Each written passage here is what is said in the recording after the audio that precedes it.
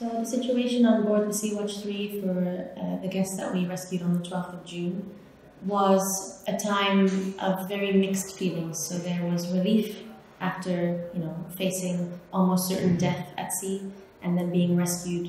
People were clearly and evidently relieved to be alive, very thankful.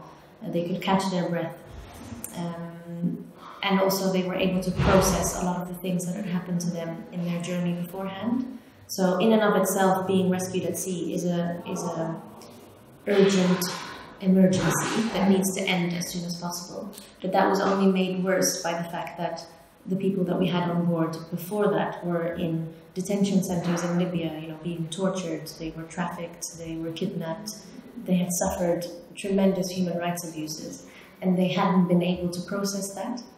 And they obviously weren't able to fully process it on the ship either, but it was the first time they could reflect and have some time to themselves and be treated like a human being. We had people come on board with numbers on their shirts because they were numbered on the beach before they were put on the boat, and treated very inhumanely. So to be on a ship where you're welcomed with a smile and we have food together and people refer to you by your name was good for people. But that doesn't take away from the frustration and the anxiety and the fear that people felt on board. And the circumstances around this particular standoff that took almost 17 days was that people were getting increasingly desperate. We had people on board who had mental health concerns that needed to be seen to on shore as soon as possible. We had people with physical marks of torture that needed to be addressed and treated.